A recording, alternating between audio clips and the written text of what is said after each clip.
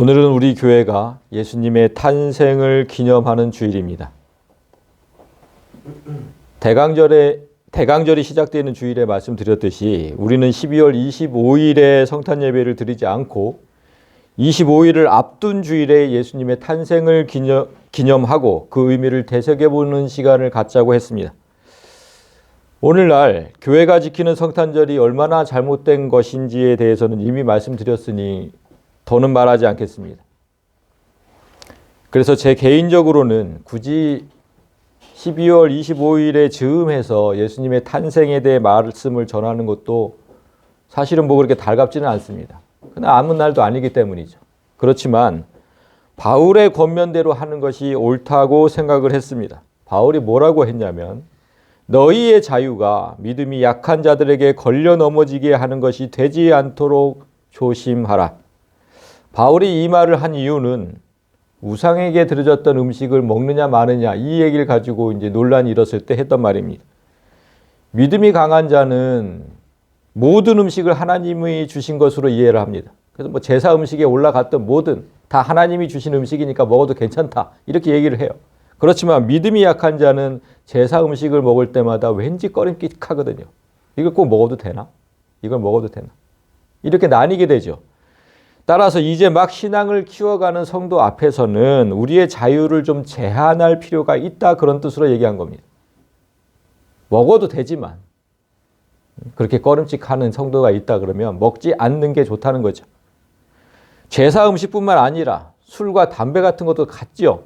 뭐 기호식품이라고 해서 그냥 그 자유라고 생각해서 할 수 있습니다. 그렇지만 그 모습을 본 누군가가 실족한다면 그건 그리스도에게 죄를 짓는 것이라고 했습니다. 다음 구절을 보면 너희가 형제에게 죄를 지어 그 약한 양심을 상하게 하는 것이 곧 그리스도에게 죄를 짓는 것이다. 이래서 못하는 겁니다. 이래서. 술과 담배를 뭐 자유롭게 해도 뭐라고 뭐 하겠습니까? 담배는 성경에 나오지도 않죠. 뭐 술도 뭐 바울이 권면한 것도 있고 예수님도 마신 적도 있고 뭐 그러니까 마셔도 된다. 좋습니다. 다 좋은데 누군가 봐서 실족하게 된다면 그건 곧 그리스도에게 죄를 짓는 거예요. 사람을 실족하면 안 돼요. 실족하게 하면. 그러므로 만일 음식이 내 형제를 실족하게 한다면 나는 영원히 고기를 먹지 아니하여 내 형제를 실족하지 않게 하리라.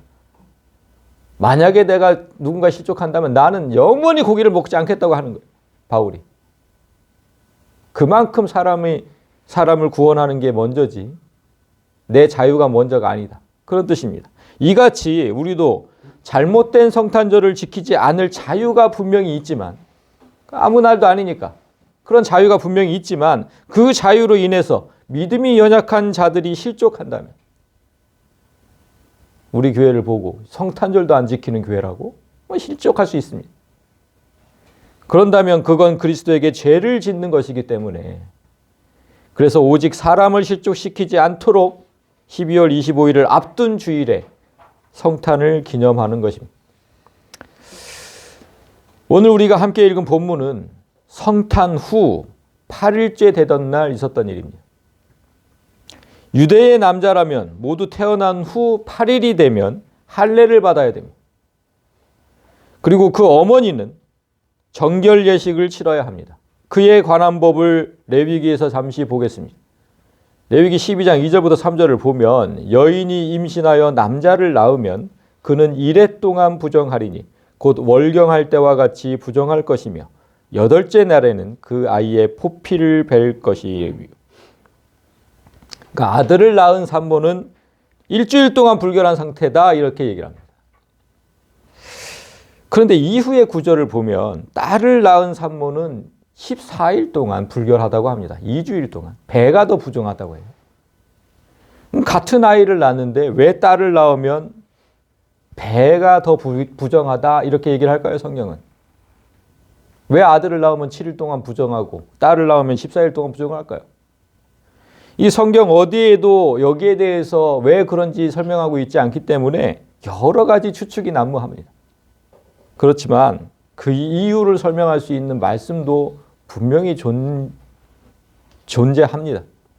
그런데 그 말을 또 얘기를 하면 또 삼천포로 빠지니까 나중에 얘기하기로 하고 제가 언젠가는 말씀을 드릴 때가 있겠죠. 아무튼 이 율법대로 아들을 낳고 불결한 상태가 끝나면 아이는 할례를 받게 하고 산모는 정결 예식을 치러야 합니다. 부정하니까 정결 예식을 치러야 하죠. 그러니까 아들이나 딸이나 정결하게 되는 기한이 차면, 그러니까 아들은 7일, 딸은 14일, 그 기간이 차면 그 여인은 번제를 위하여 1년 된 어린 양을 가져가고 속죄제를 위하여 집비둘기 새끼나 산비둘기를 회막문 제사장에게로 가져갈 것이요. 7일 동안 혹은 14일 동안 지속된 불결한 상태는 제사장이 정결 예식을 치러 주어야 비로소 깨끗하게 된다, 이렇게 말씀합니다. 그런데 여기서 말하는 정결 예식이 지금 뭐라 그랬습니까? 번제, 속죄제. 그 뭡니까? 속죄제가 뭡니까? 죄를 깨끗하게 하는 거잖아요. 그 산모가 왜 이 죄를 깨끗하게 하는 그러면 이 사실이 정말 슬프지 않습니까? 이게 뭐냐면 엄마가 아이를 낳는 그 자체가 죄라는 겁니다. 그래서 속죄제를 드리라는 거예요. 죄를 지었으니 속죄를 해라. 속죄를. 애를 낳았지 않냐. 너무나 슬픈 일이. 왜 이게 죄가 될까요? 엄마가 아이를 낳는 게. 당연하지 않습니까? 아담의 타락 이후로 이 땅에 태어나는 모든 사람은 죄인의 신부로 태어나요. 죄인의 신분으로. 따라서 산모가 아이를 낳는다는 의미는 곧 죄를 생산한 것과 같습니다. 아이를 낳아. 그럼 죄를 생산한 거예요. 참 슬픈 일이죠. 그래서 죄를 깨끗하게 하는 속죄제를 드리라고 하는 겁니다. 제사장은 그것을 여호와 앞에 드려서 그 여인을 위하여 속죄할지니, 죄를 낳은 그 여인을 위해서 속죄할지니 그리하면 산혈이 깨끗하리라. 이는 아들이나 딸을 생산한 여인에게 대한 규례니라. 인간의 생명이 어디에 있다고 했습니까? 피에 있다고 하지 않았습니까? 그래서 산혈이 뭐냐면 생명을 낳은 피라는 겁니다. 출산할 때 그 산자잖아요. 생명을 낳은 피. 그 피가 깨끗해지라. 그러니까 죄를 낳았으니까 그 피는 당연히 더럽고 불결한 피죠. 그래서 그 죄를 씻는 예식을 치러야 그 피도 깨끗해진다, 그 뜻입니다. 이 규례가 오늘날 우리에게는 어떻게 적용이 됩니까? 성령의 역사로 적용이 되고 있습니다. 오늘날 우리에게는. 그러니까 할례, 아이가 받는 할례는 뭘로? 오늘날 뭘로 바뀌었습니까? 할례가. 세례죠, 세례. 그냥 교회에서 주는 그런 세례 말고 정확하게는 성령 세례죠. 성령 세례로 바뀌었고, 그리고 피를 깨끗하게 하는 이 의식, 이거는 우리가 성경에서 거듭남이라고 표현하죠. 피가 생명이잖아요. 다시 태어난 거예요. 다시 태어난 거. 피를 깨끗하게 하는 거. 그 구약의 의식이 하나도 없어지지 않고 우리에게 그저 적용되고 있는 겁니다. 그런데 여기서 중요한 거는 참 이상하지 않습니까? 만약에 이런 게 사실이라면, 진짜 이상한 게 뭐냐면 예수님은 죄인으로 태어나지도 않으셨잖아요. 예수님은 죄인으로 태어나지 않았어요. 성령으로 잉태됐죠. 근데 이 예식을 지금 치르고 계신다는 거예요. 이 예식을. 죄인의 씨가 아닌 성령의 씨로 잉태되어 태어나신 분이 죄를 씻는 할례를 받으시고, 죄인을 낳지도 않은 마리아는 그 피를 깨끗하게 하는 정결 예식을 치르고 있잖아요. 왜 그러는가 도대체? 그럼 뭐 예수님이 죄인이라는 걸 시인하는 겁니까? 그게 아니잖아요. 그게 아니고, 만약 이들이 이 율법대로 따르지 않으면 그 누구도 이 모자를, 예수님과 마리아를 하나님의 백성으로 받아들이질 않습니다. 율법을 지키지 않는데 무슨 하나님의 백성으로 받아들입니까? 이스라엘의 율법을 따르지 않는 자가 이스라엘의 왕으로 오셨다는 말은 더더욱 받아들이지 않을 겁니다. 따라서 예수님도 바울처럼 행한 겁니다. 이거. 예수님도 이걸 행하신 거예요. 예수님은 할례나 속죄 의식이 필요 없는 분이셨지만, 그런 자유가 있는 분이셨지만 백성들의 생각과 수준에 맞춰서 행동하신 것입니다. 이는 세례 요한과의 대화에서도 잘 드러납니다. 요단강에서 세례를 베풀던 요한에게 예수님이 가시죠. 세례를 받으러. 그때 요한이 극구 사양합니다. 요한이 말려 이르되 내가 당신에게 세례를 받아야 할 터인데 당신이 어째서 내게로 오셨습니까? 이때 예수님의 대답이 뭐였냐면 이제 허락해라. 우리가 이같이 하여 모든 의를 이루는 것이 합당하니라. 이렇게 하지 않으면 모든 사람에게 의를 이루는 일이 어렵게 된다. 이렇게 말씀하신 거예요. 의인이 되어야 우리가 구원을 얻게 되지 않습니까? 그런데 모든 사람에게 의를 이루는 일이 어렵게 된다. 이렇게 하지 않으면. 그러니까 중요한 건 사람의 구원이지 내 자유가 아니다. 아까 바울하고 똑같은 거예요. 사람을 실족시키지 않는 거. 그래서 세례를 받으신 거예요. 세례를 받으실 필요도 없는 분이. 이렇게 예수님과 그의 어머니 마리아가 백성들을 실족시키지 않기 위해 정결 예식을 치르고 있던 장면이 오늘 본문 전의 상황입니다. 그때 성전에서 두 사람을 만나게 되는데 특이한 건 두 사람 모두 죽음을 앞둔 노인이라는 겁니다. 우리가 만난 두 사람, 시므온과 안나, 다 죽음을 앞둔 노인이었어요. 언제 죽어도 이상하지 않을 만큼 나이가 많은 두 노인에게 예수를 만나는 특권이 쥐어졌는데 시므온과 안나가 그 주인공입니다. 먼저 시므온을 보겠습니다. 예루살렘에 시므온이라 하는 사람이 있으니 이 사람은 의롭고 경건하여 이스라엘의 위로를 기다리는 자라. 성령이 그 위에 계시더라. 시므온은 지금 어떤 지파 누구의 아들인지 소개되고 있지 않습니다. 그냥 시므온이라는 사람이 있었다. 그냥. 성경이 누군가를 이렇게 소개할 때는 그의 출신 배경에 관심을 두지 말고 그가 어떤 삶을 사는 사람인지를 주의해서 보라는 겁니다. 그래서 이 사람은 의롭고 경건하여 이스라엘의 위로를 기다리며 살았던 자다. 여기에 주목하라는 겁니다. 여기서 지금 위로를 기다렸다. 위로를 기다렸다. 여기서 위로라는 단어를 보면 파라클레시스, 권면, 격려, 위로 이런 뜻인데요. 그러니까 하늘의 권면, 하나님의 위로 이런 걸 기다렸다는 거죠. 이 험한 세상에서 살아가면서 늘 하나님의 도우심을 구했다는 뜻입니다. 그런데 이 단어에서 생각나는 단어가 없습니까? 파라클레시스? 어디서 많이 들어본 단어 아닙니까? 우리가 늘 몇 번을 얘기를 했는데 이 단어 파라클레시스. 여기서 나온 단어가 뭐였냐면 보혜사라는 보혜사. 파라클레토스. 기억나시죠 이제? 파라, 앞에 파라라는 건 옆에서라는 이제 전치사라고 그랬습니다. 전치사. 옆에서 돕는 분. 그래서 보혜사 성령. 돕는 자, 중재자, 위로자. 이 파라클레시스. 여기서 온 단어입니다. 여기서. 그런데 이 말씀은 지금 그러면 여기서 지금 뭐라 그랬습니까? 이스라엘의 위로를 기다리는 자였는데 성령이 그 위에 계셨다 이렇게 얘기를 하잖아요. 이 말씀을 받아들이기가 참 어렵습니다. 이 말씀. 왜 그렇습니까? 예수님은 분명 보혜사 성령이 언제 오시겠다고 말씀을 하셨죠? 내가 하늘로 올라가야 십자가에서 죽고 부활하고 그 다음에 하늘로 올라가야 보혜사 성령이 오신다고 얘기를 했거든요. 내가 너희에게 실상을 말하노니 내가 떠나가는 것이 너희에게 유익이라. 내가 떠나가지 아니하면 보혜사가 너희에게로 오시지 아니할 것이요 가면 내가 그를 너희에게로 보내리니. 분명히 이렇게 말씀하셨거든요. 성령은 예수님이 올라가셔야 내려오시는 분이에요. 그런데 이 시므온에게는 지금 예수님이 태어나던 즈음, 예수님이 태어난 8일 후에 지금 그렇게 이미 성령이 함께 계시잖아요. 이미. 이걸 어떻게 받아들여야 됩니까? 예수님의 말씀이 틀린 겁니까? 이걸 어떻게 받아들여야 될까요? 이런 구절을 볼 때마다 우리는 예수의 탄생에 더 감사하게 됩니다. 오히려 예수의 탄생에. 왜 그런지 한번 볼까요? 신약 시대를 성령 시대라고 우리가 하죠. 성령이 지금 함께 하시는 시대이기 때문에 성령 시대라고 합니다. 그렇다고 해서 구약 시대에는 성령이 사람과 함께 하시지 않았다? 이렇게 생각하면 안 됩니다. 볼까요? 엘리야가 엘리사에게 이르되, 우리가 정말 잘 아는 구절이죠.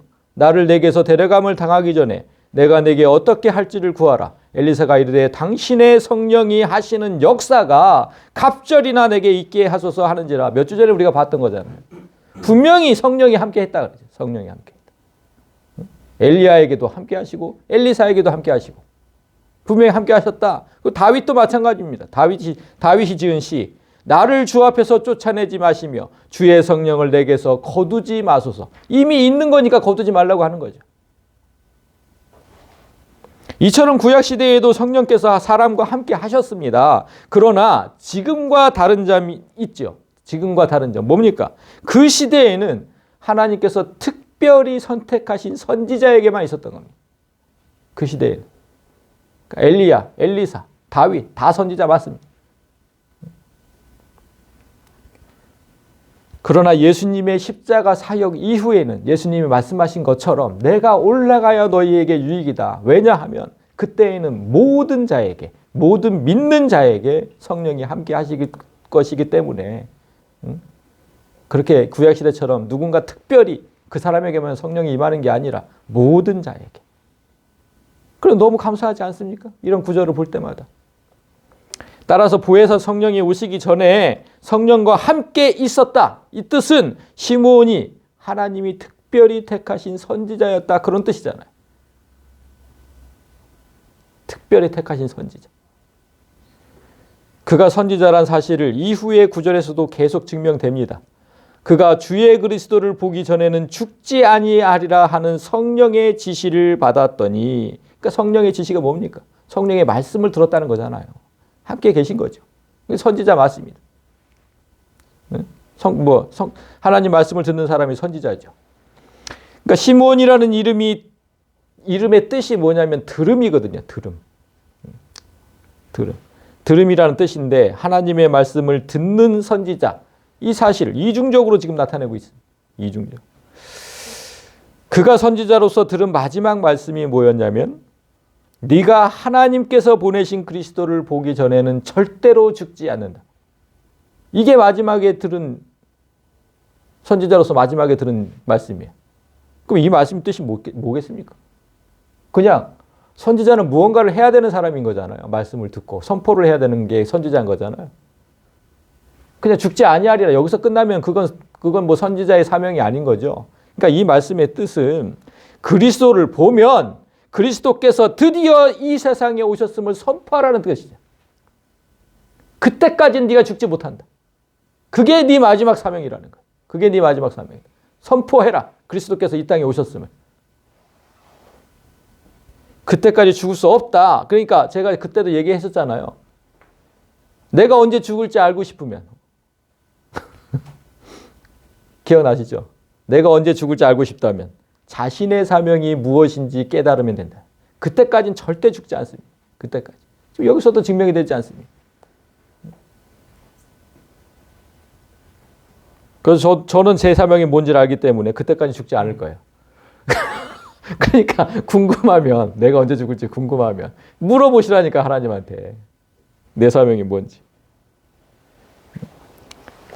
자, 성령의 감동으로 성령이 함께 하시는 사람이니까 성령의 감동으로 성전에 들어가매 마침 부모가 율법의 관례대로 행하고자 하여 그 아기 예수를 데리고 오는지라. 시몬이 성령의 인도하심으로 성전에 들어갑니다. 왠지 지금 기도하지 않으면 안 될 것 같은 때가 있어요. 우리에게도 있습니다. 성령이 함께 있는 우리에게도. 그런 마음이 불붙어 일어날 때가 있어요. 왠지 지금 기도하지 않으면 안 될 것 같아. 그럼 모든 걸 다 제쳐놓고 그냥 무릎 꿇게 되거든요. 지금 기도하라. 지금 딱 그겁니다. 지금 그거. 그렇게 성전에 들어갔습니다. 시므온이. 그때 마침 아주 우연히 하나님의 준비하심을 만나게 되는 거죠. 그러니까 성령의 인도하심에 민감해야 돼요. 시므온도 그렇게 우연히 예수와 그의 어머니를 만나게 됩니다. 지난주에 우리는 하나님의 뜻과 생각이 우리의 그것과는 전혀 다르다는 말씀을 들었잖아요. 그러니까 성령의 인도가 필수인 거 아니겠습니까? 그러니까. 우리는 어디로 가야 할지, 어떻게 행동해야 할지 모르지만 성령의 인도를 받으면 마침 그곳에서 하나님의 역사를 만나게 된다. 좀처럼 풀리지 않는 인생길에서 그렇게 우연히 하나님을 만난다면 우리도 시므온처럼 찬양하게 될 겁니다. 시므온이 아기를 안고 하나님을 찬송하여 이르되 주제여 이제는 말씀하신 대로 종을 평안히 놓아 주시는도다. 주제여 내 삶의 주인이시여, 이런 뜻입니다. 내 삶, 내 모든 삶의 주인이시여. 이제 평안히 죽게 해주시니 감사합니다. 이 뜻 아닙니까? 우리의 죽음까지도 하나님 뜻 안에 있다는 거죠. 내 삶의 주인, 죽음까지도 주인. 그래서 주제여 이렇게 한 겁니다. 이제 평안하게 죽게 해주시니 감사합니다. 이 구절을 묵상하면서 제가 우습게도 참 문득 뭐가 생각이 났냐면, 도깨비라는 드라마 보셨습니까? 도깨비. 그 드라마가 생각이 났어요. 왜 생각이 났냐면, 그 도깨비 그 주인공이 뭐냐면 고려시대 장군이었거든요. 고려시대 장군. 근데 장군이 전장에 나가서 싸우는 게 일이잖아요. 칼로 너무 많은 살생을 한 거예요. 칼로 사람을 너무 많이 죽였어요. 그래서 그 벌로 가슴에 칼이 꽂힌 채, 네가 꽂은 그대로 내 가슴에 칼이 꽂힌 채로 죽지 못하고 살아가는 도깨비가 되거든요. 그렇게 도깨비가 돼요. 죽지 못하고 살아야 돼요. 그 칼이 뽑히기 전에는 죽고 싶어도 죽을 수가 없어요. 칼이 뽑혀야만 죽거든요. 그런데 그 칼을 누가 뽑아줄 수 있냐면 자기는 뽑을 수가 없어요.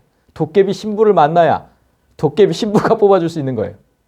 그 드라마가 이제 그렇게 전개가 되는데, 오늘 본문의 시므온과 너무 똑같다고 제가 생각을 한 거예요. 왜 그렇습니까? 우리의 신랑 되신 예수님을 만나기 전에는 죽지 못하는 시므온, 그렇죠? 그리고 신부를 만나기 전에는 죽지 못하는 도깨비. 신랑과 신부만 다르지 똑같습니다, 운명이.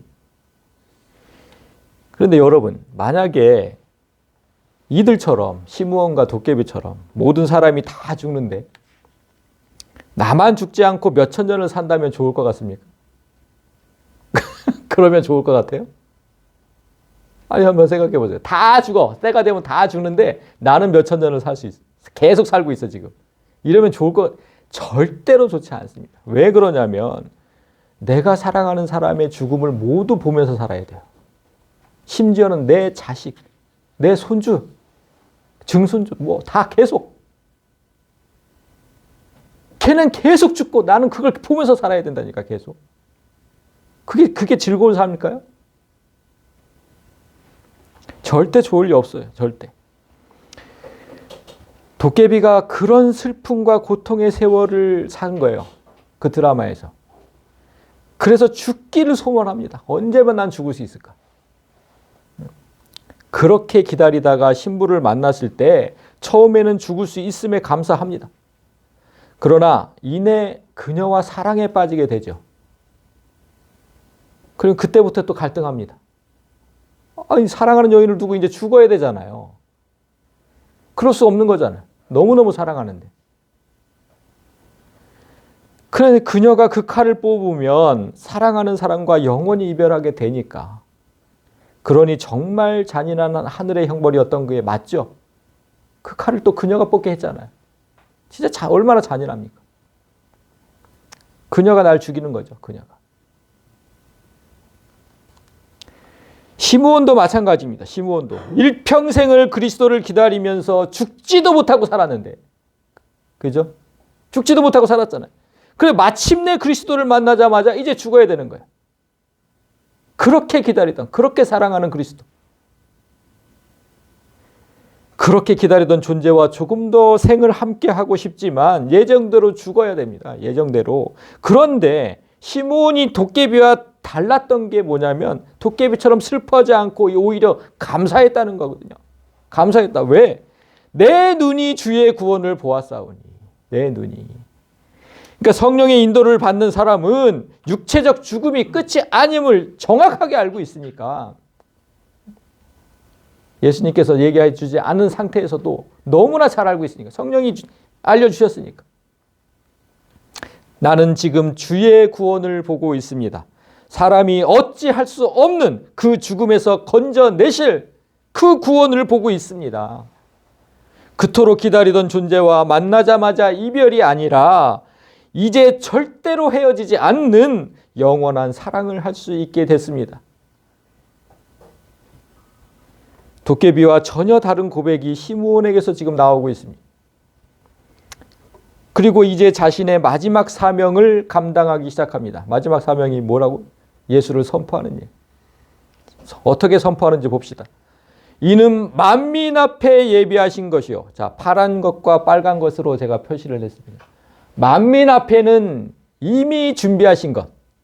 그리고 이방에게는 비추는 빛이고 택하신 백성 이스라엘에게는 영광이다. 이렇게 지금 얘기를 했습니다. 그럼 무슨 뜻일까요?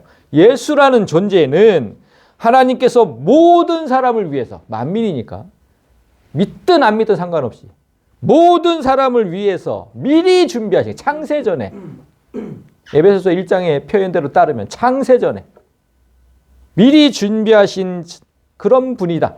이렇게 선포를 했죠. 따라서 아직 믿지 않는 자들, 사탄이 거주하는 어둠에 속한 자에게는 한 줄기 구원의 빛이 되며, 이방을 비추는 빛.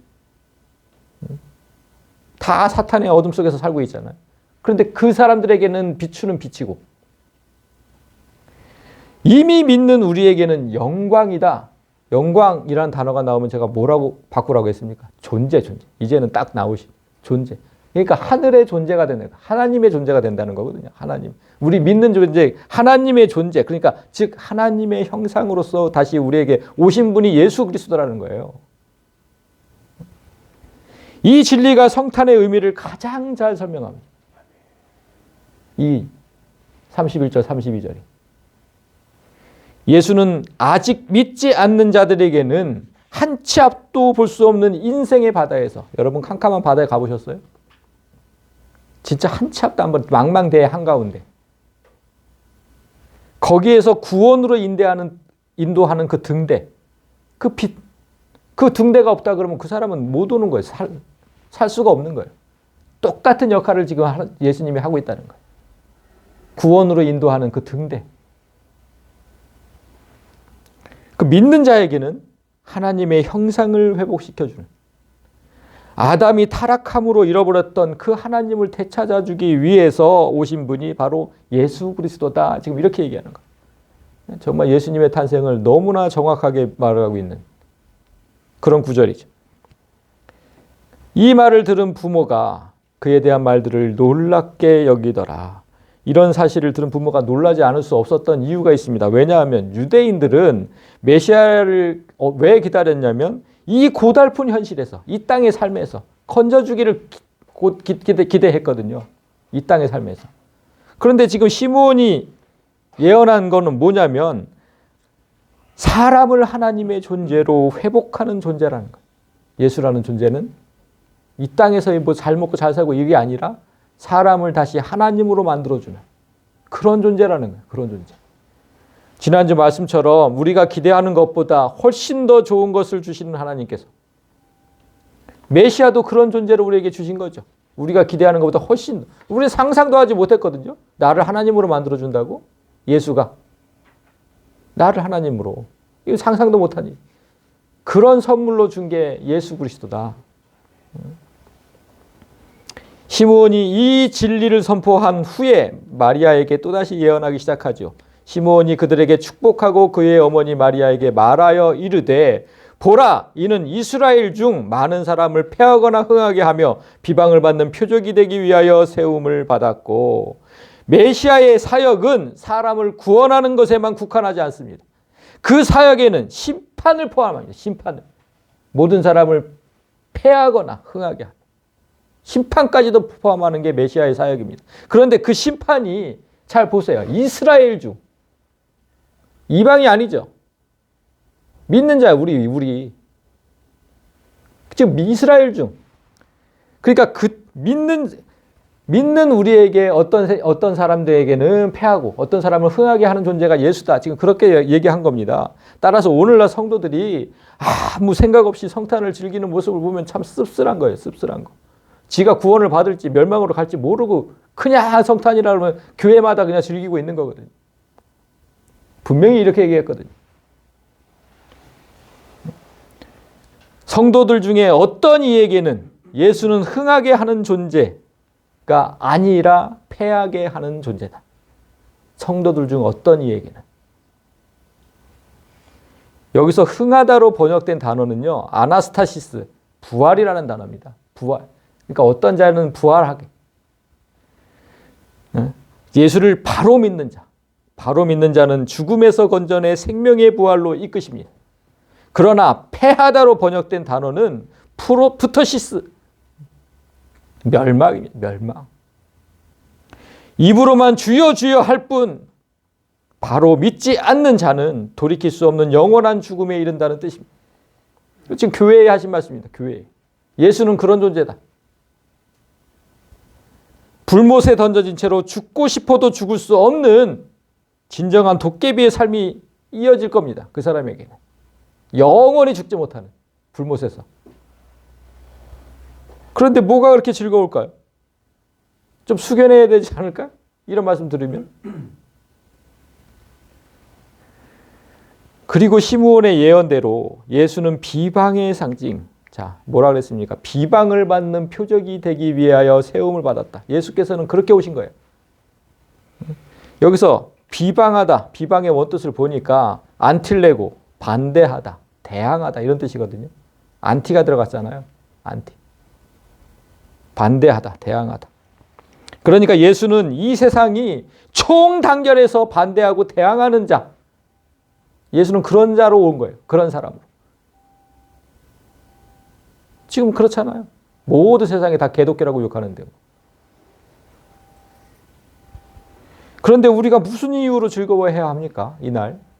예수가 탄생한 날을 그렇게 막 그냥 즐겁기만 하고. 총 비방을 당하려고 하셨다잖아요. 바로 믿는 자들은 좀 이게 즐겁기만 하면 안 되는 거죠. 정말 즐거워해야 할 날은 예수께서 죽고 다시 사신 날. 그 부활절날 기뻐하는 것. 그건 맞는 거죠. 이 세상에 오셔가지고 단 한 번도 호의하신 적이 없어요. 예수님은. 정말 고생하다가 결국 십자가에 달렸어요. 그런 삶을 살려고 이 땅에 오신 거잖아요. 그런 삶을 살려고. 그런데 뭐가 그렇게 즐겁습니까? 아무 생각이 없는 거죠. 그냥 아무 생각. 좀 더 숙연하게, 좀 더 경건하게 이 날을 보내기를 바랍니다. 아멘. 또 칼이 내 마음을 찌르듯 하리니 이는 여러 사람의 마음의 생각을 드러내려 함이니라. 여기서 칼, 원어로 보니까 짧은 칼이 아니라 긴 칼이더라고요. 긴 칼. 완전히 장검. 여기서 그 도깨비 가슴에 박혔던 그런 긴 칼이거든요. 그러니까 짧은 칼로 사람을 찌르면 어떻게 되냐면 심장까지 닿지 않아요. 여기서 긴 칼이라고 하지 의미가 있는 거예요. 심장을 찔러야 되거든요. 심장. 말씀 대신 예수는 바로 그런 존재라는 겁니다. 말씀 대신 예수는 히브리서 4장 12절에 있었죠. 하나님의 말씀은, 그러니까 예수는 살아있고 활력이 있어서 좌우의 날선 어떤 검보다도 예리하여 혼과 영과 및 관절과 골수를 찔러 쪼개기까지 하며 또 마음의 생각과 뜻을 판단하니. 자, 파란 구절. 마음의 생각과 뜻을 판단. 똑같죠. 여러 사람의 마음의 생각을 드러내라. 지금 이 말씀을 하는 거거든요. 하나님의 말씀은, 즉 예수는 사람의 심장, 즉 양심을 찔러서 악한 행실을 드러나게 하신다. 너 계속 이랬잖아. 찔른다니까요. 계속 내 양심을. 말씀으로. 그 말씀 앞에서 견뎌낼 자가 없는 거예요. 견뎌낼 자가. 잘못했습니다 하고 무릎을 꿇을 수밖에 없는 거예요. 그렇게 계속 찔러서 그 목적이 뭡니까? 악에서 돌이키게 하는 거잖아요. 악에서 돌이키는 거. 그러니 이 악한 세상을 주관하는 자들이 좋아하겠냐고 예수를. 총단결해서 대항하는 거죠. 총단결해서. 자꾸만 악에서 돌이킬 때 자기 편에서 이 편으로 옮기려고 하니까. 세상에 어떤 신도 사람들이 이렇게 총단결해서 저항하지 않죠. 무슨 부처를 총단결해서 저항합니까? 그런 거 없어요. 그런 거. 유독 예수라는 이름만이 저항의 상징이 되었다면 그가 진정 사탄을 멸하러 오신 메시아라는 증거가 되지 않겠습니까? 유독 예수만 그렇잖아요. 이 세상의 주인. 아직까지는 사탄. 시므온 선지자는 지금 여기까지 예수의 존재와 사역을 이렇게 설명하고 정의했습니다. 그러면 지금부터는 안나라는 선지자가 예수를 어떻게 설명하는지 보겠습니다. 또 아셀 지파 바누엘의 딸 안나라 하는 선지자가 있어 나이가 매우 많았더라. 그가 결혼한 후 7해 동안 남편과 함께 살다가 지금 시므온과 다른 게 보이죠. 안나는 그의 출신 배경이 소개되고 있습니다.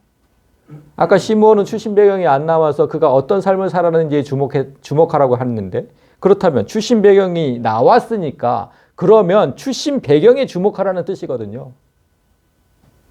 그 뭘 주목을 할까? 한번 봅시다. 지금 여기서 아셀 지파라 그랬잖아요. 아셀 지파가 어디 있었냐면 우리 이스라엘의 땅 분배를 할 때 여기 있잖아요. 여기. 모든 지파 중에 가장 위쪽에 있어요. 이 바로 위에가 뭐냐면 아수르입니다. 북이스라엘을 멸망시킨 아수르. 그러니까 아수르와 지금 경계를 두고 있는 거예요. 그래서 땅은 너무 풍요로운 땅이었어요. 이 땅이. 해안가를 맞이하고 있어서 다 평지. 여기는 다 산이 많거든요. 여기는 다.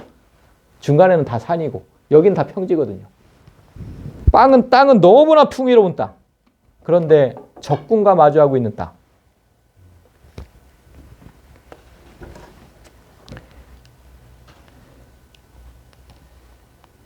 그 땅의 소출은 너무 풍요로웠기 때문에 왕에게 진상되었을 정도였다. 그렇게 설명합니다.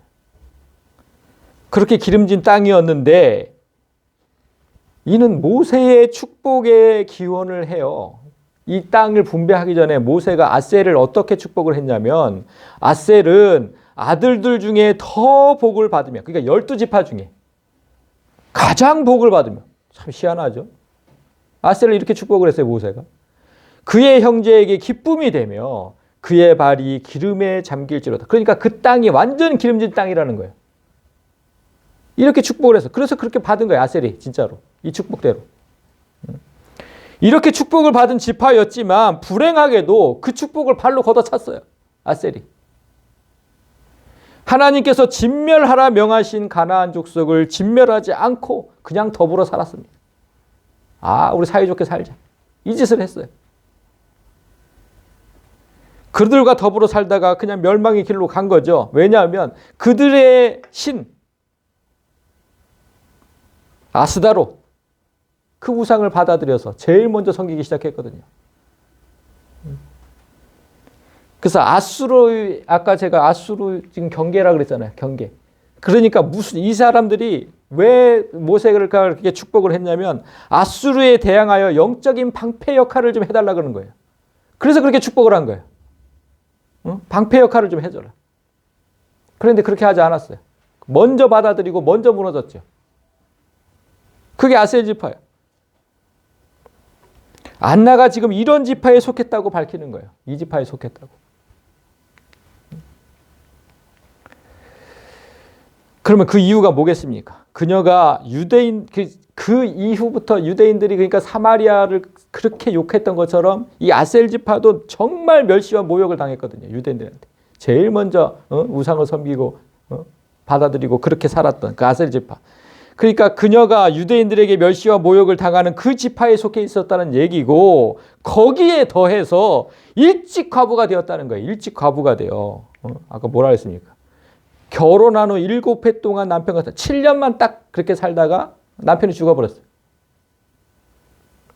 그러니까 일찍 과부가 되어 이보다 더 비참할 수 없는 삶을 살 수밖에 없었다. 아셀 지파에 속해서 멸시와 모욕을 당했는데 거기에 일찍 과부가 되었다. 그러니까 너무너무 힘든 삶을 살았다는 거잖아요. 너무너무 힘든. 이 시대의 유대인은 여자가 초경을 하면 결혼합니다. 그래서 평균 15세 전후에 다 결혼을 했어요. 그렇다면 안나는 20대 초반에 과부가 된 거잖아요. 22 정도의 과부가 된 거예요. 근데 더욱 놀라운 얘기는 그렇게 과부가 되고 나서 84세가 되었대요. 84세가. 여기서 이 번역으로 보면 지금 84세라고 얘기하는 것 같잖아요. 과부가 되고 지금 84세다 이렇게 보이는데 그게 아니고 원어로 보면 지금까지라는 전치사가 붙어 있습니다. 지금까지. 그러니까 과부가 된 후 지금까지 84년을 살았다는 거예요. 과부의 삶을 84년을 살았다는 거예요. 과부의 삶을. 왜 그 전치사를 뺐는지 모르겠어요. 그렇다면 이 안나의 나이가 지금 몇 세냐면 105세쯤 되는 거예요. 105세쯤. 84 더하기 아까 22 하면은 105세쯤 되는 거죠. 엄청나게 나이가 많은 거죠. 그래서 36절에서 나이가 매우 많았다고 한 거죠. 아까 여기서. 나이가 매우 많았다 그랬잖아요. 매우. 그 84세 정도 되면 그냥 나이가 많았다고 하죠. 매우 많은 거죠. 105세쯤 되면.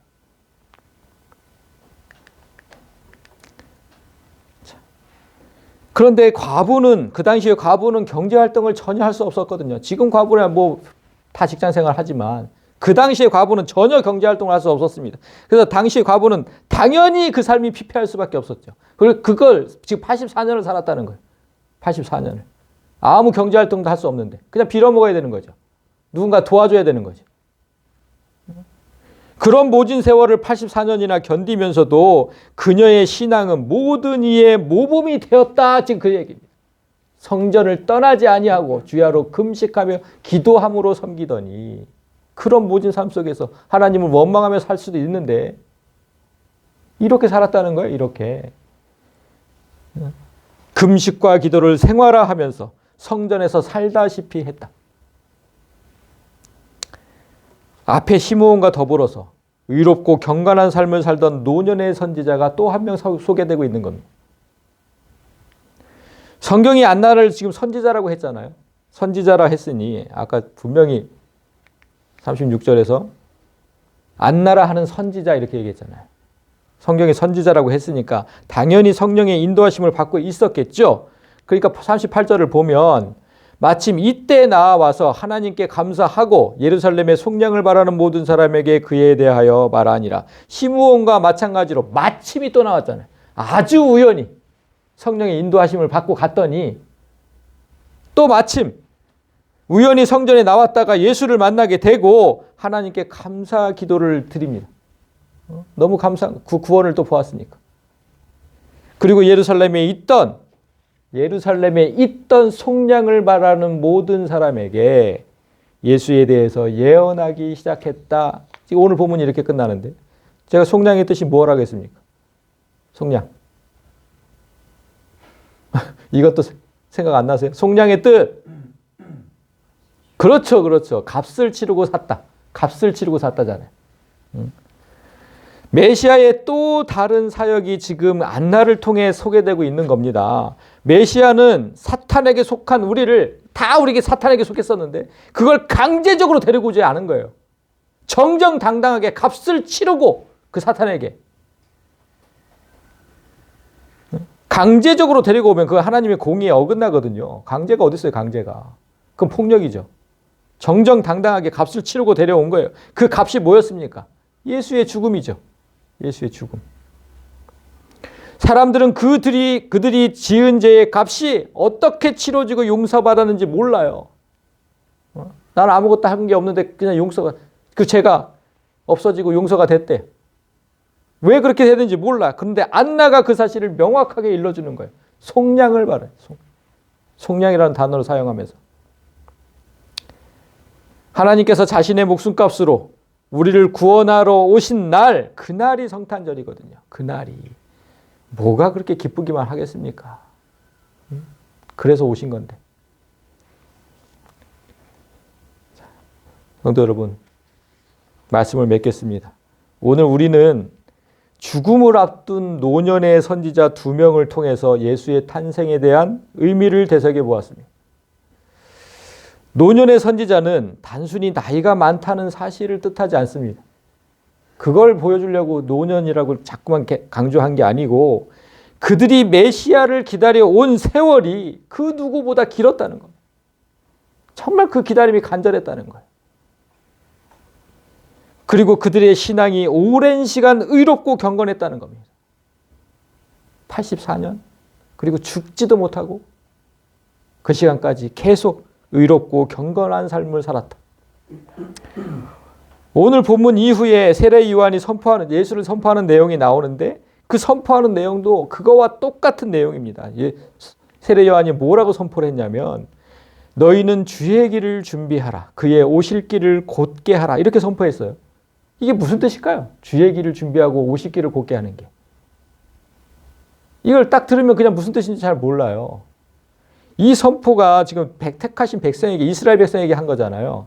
그러니까 우리에게 성도에게 하는 말이라면 무슨 뜻이라 성도에게 주의 길을 준비하라. 이 의미는 예수를 불신자에게 전하기 전에 너희가 준비할 게 있다는 거예요. 그 무엇이겠습니까? 세례 요한이 이 다음에 뭐라고 얘기했는지 보면 나옵니다. 회개에 합당한 열매를 맺어라. 이미 도끼가 나무 뿌리에 놓였으니 좋은 열매를 맺지 아니하는 나무마다 찍혀 불에 던져지리라. 그러니까 선행을 좀 하라는 거예요. 선행, 하나님이 기뻐하실 일. 그런 삶을 좀 살라는 거예요. 그런 삶. 아까 안나와 시므온처럼 그런 삶을 좀 살라는 거예요. 그렇게 하는 게 주의 길을 준비하라는 거예요. 준비한다는 그 뜻이거든요. 세상 사람들이 다 예수를 거부한다 그랬잖아요. 아까. 다 예수를 거부하고 저항하는 그런 삶, 그런 세상에서 우리의 삶을 준비해야 된다는 뜻이거든요. 우리의 삶을 준비해라. 오늘 시므온이 예언한 대로 모든 이의 저항이 돼버린 예수, 그렇게 예수를 거부하는 사람들이 결국은 예수를 받아들일 수 있도록 우리의 삶이 의롭고 경건해야 된다. 우리를 보고 예수를 믿지 누굴 보고 예수를 믿습니까? 그 길을 준비하고 그 길을 걷게 하라는 거거든요. 성도 여러분, 자 보세요. 시므온은 아까 드름이라고 했잖아요. 제가 드름. 근데 안나라는 이름의 뜻은 그 구약에 한나 나오죠. 한나. 그 똑같은 이름이에요. 똑같은 이름. 히브리어로 한나, 헬라어로 안나. 자, 은혜라는 뜻이거든요. 은혜. 그러면 지금 이 두 사람을 지금 성경이 말하는, 한번 생각을 해보세요. 예수의 복음을 듣는 것 자체가 은혜라는 거. 이 두 사람을 전면에 내세운 이유가.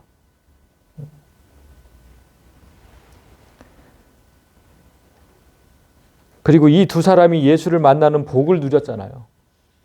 그 뜻은 말씀을 들은 것에서 끝나지 않고 그들처럼 경건한 삶과 간절한 기다림으로 응답했다는 거죠. 그 사실도 깨닫게 해요. 이 두 사람을 통해서. 말씀을 들으면 뭐예요? 시므온처럼 들었어요. 거기서 끝나지 않고 경건한 삶으로 응답했잖아요.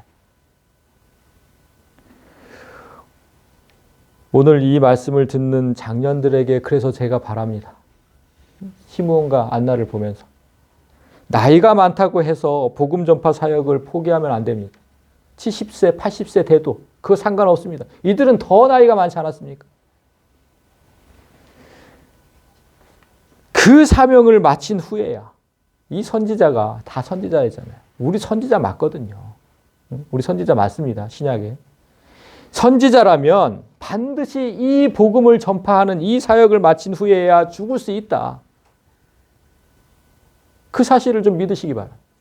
우리 선지자예요, 선지자. 그때까지는 죽지 못한다는, 그때까지는 죽지 못한다. 그리고 이들이 선포한 후에 바로 다음 장에 청년 요한이 나오잖아요. 그래서 예수를 선포하고 있잖아요. 그 무슨 뜻이겠습니까? 그렇게 우리가 솔선수범하는 삶으로 모범을 보이면 불신자들이 예수를 받아들이고 우리의 자녀들, 청년들이 예수를 선포하는 날이 곧 오게 될 겁니다. 그래서 청년 요한을 뒤에 둔 겁니다. 우리가 먼저 그렇게 해야 된다는 거예요. 우리가. 오늘 시므온과 안나처럼 예수를 만나려면 끝까지 경건을 포기하지 않는 선지자의 삶이 되시기를 주님의 이름으로 소망합니다. 우리 찬양하며 기도하겠습니다.